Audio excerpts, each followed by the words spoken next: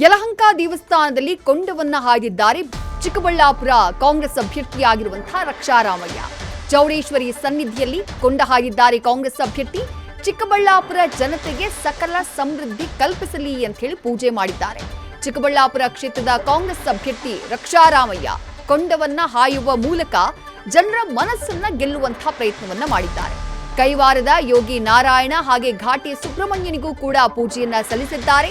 ನಾಡಿನಲ್ಲಿ ಮಳೆ ಬೆಳೆಯಾಗ್ಲಿ, ಸಮೃದ್ಧಿ ನೆಲೆಸಲಿ ಅಂತ ಹೇಳಿ ಪ್ರಾರ್ಥನೆಯನ್ನ ಮಾಡಿದ್ದಾರೆ. ಚುನಾವಣೆ ಹತ್ತಿರವಾಗ್ತಾ ಇದ್ದ ಹಾಗೆ ಪ್ರತಿನಿತ್ಯ ರಕ್ಷಾರಾಮಯ್ಯ ದೇವಸ್ಥಾನಗಳಿಗೆ ಭೇಟಿ ನೀಡ್ತಾ ಇರೋದು ಕೂಡ ಹೆಚ್ಚಾಗ್ತಾ ಇದೆ.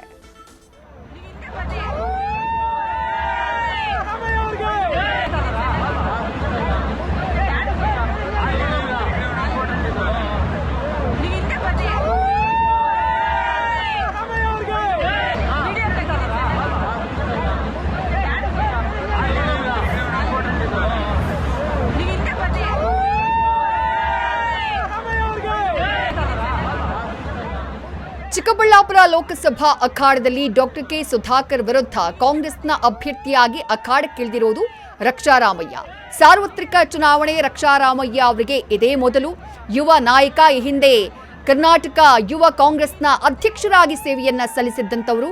ಈ ಬಾರಿ ಚಿಕ್ಕಬಳ್ಳಾಪುರ ಲೋಕ ಅಖಾಡದಲ್ಲಿ ಟಿಕೆಟ್ ಗಿಟ್ಟಿಸಿಕೊಳ್ಳುವಲ್ಲಿ ಸಕ್ಸಸ್ ಆಗಿದ್ರು. ಸಾಕಷ್ಟು ಪೈಪೋಟಿ ಇತ್ತು ಚಿಕ್ಕಬಳ್ಳಾಪುರ ಲೋಕಸಭಾ ಅಖಾಡದಲ್ಲಿ. ವೀರಪ್ಪ ಮೊಯ್ಲಿ ಕೂಡ ಟಿಕೆಟ್ಗಾಗಿ ಆಕಾಂಕ್ಷಿತರಾಗಿದ್ರು. ಆದರೆ ಕೊನೆಗೆ ಯುವ ನಾಯಕ ರಕ್ಷಾರಾಮಯ್ಯ ಅವರಿಗೆ ಕಾಂಗ್ರೆಸ್ ಹೈಕಮಾಂಡ್ ಮಣಿಯನ್ನ ಹಾಕ್ತು. ಅದಾದಂತಹ ನಂತರದಲ್ಲಿ, ಟಿಕೆಟ್ ಸಿಕ್ಕಂತಹ ನಂತರದಲ್ಲಿ ಚಿಕ್ಕಬಳ್ಳಾಪುರ ಲೋಕಸಭಾ ಕ್ಷೇತ್ರದಲ್ಲಿ ನಿರಂತರವಾಗಿ ಆಕ್ಟಿವ್ ಆಗಿದ್ದಾರೆ. ಪ್ರತಿನಿತ್ಯ ಹಳ್ಳಿಗೂ ಭೇಟಿ ಕೊಡುವಂತಹ ಕೆಲಸವನ್ನ, ಪ್ರತಿ ವಿಧಾನಸಭಾ ಕ್ಷೇತ್ರಗಳಿಗೆ ಭೇಟಿ ಕೊಡುವಂತಹ ಕೆಲಸವನ್ನ ಕಾಂಗ್ರೆಸ್ ಅಭ್ಯರ್ಥಿಯಾಗಿರುವಂತಹ ರಕ್ಷಾರಾಮಯ್ಯ ಅವರು ಮಾಡ್ತಿದ್ದಾರೆ. ಇದರ ಮಧ್ಯೆ ದೇವಸ್ಥಾನಗಳಿಗೂ ಕೂಡ ಭೇಟಿಯನ್ನ ಕೊಡ್ತಿದ್ದಾರೆ. ಚೌಡೇಶ್ವರಿ ದೇವಸ್ಥಾನದಲ್ಲಿ ಕೊಂಡ ಹಾಯುವ ಮೂಲಕ ಜನರ ಮನಗೆಲ್ಲುವಂತಹ ಪ್ರಯತ್ನವನ್ನ ಮಾಡಿದ್ದಾರೆ. ಈ ದೇವಸ್ಥಾನ, ಈ ರೀತಿಯಾದಂತಹ ಆಚರಣೆ, ಇದು ಹಳ್ಳಿ ಜನರಿಗೆ ಒಂದು ರೀತಿ ದೇವರ ಮೇಲಿರುವಂತಹ ಅತೀವವಾದಂತಹ ಪ್ರೀತಿ, ಅತೀವವಾದಂತಹ ಭಕ್ತಿ, ಜೊತೆಗೆ ನಂಬಿಕೆ. ಅದೇ ನಂಬಿಕೆಯ ಮೂಲಕ ಕೊಂಡ ಹಾಯುವ ಮೂಲಕ ಅಥವಾ ದೇವಸ್ಥಾನಗಳಿಗೆ ಹೋಗುವ ಮೂಲಕ ಆ ಜನರ ನಂಬಿಕೆಯನ್ನ ಗಳಿಸುವಂತಹ ಪ್ರಯತ್ನ ಕಾಂಗ್ರೆಸ್ ಅಭ್ಯರ್ಥಿಯಾಗಿರುವಂತಹ ರಕ್ಷಾರಾಮಯ್ಯ ಅವರದ್ದು. ಕೇವಲ ಚೌಡೇಶ್ವರಿ ದೇವಸ್ಥಾನಕ್ಕೆ ಮಾತ್ರ ಭೇಟಿ ಕೊಟ್ಟಿಲ್ಲ, ಅದೇ ಲೋಕಸಭಾ ಕ್ಷೇತ್ರದ ವ್ಯಾಪ್ತಿಯಲ್ಲಿ ಬರುವಂತಹ ಕೈವಾರದ ಯೋಗಿ ನಾರಾಯಣ ದೇಗುಲ, ಘಾಟಿ ಸುಬ್ರಹ್ಮಣ್ಯ ದೇಗುಲಕ್ಕೂ ಕೂಡ ಭೇಟಿಯನ್ನ ಕೊಟ್ಟಿದ್ದಾರೆ. ನಾಡಿನಲ್ಲಿ ಮಳೆ ಬೆಳೆಯಾಗಿ ಸಮೃದ್ಧಿ ನೆಲೆಸಲಿ ಅಂತ ಹೇಳಿ ಪ್ರಾರ್ಥನೆ ಮಾಡಿದ್ದಾರೆ.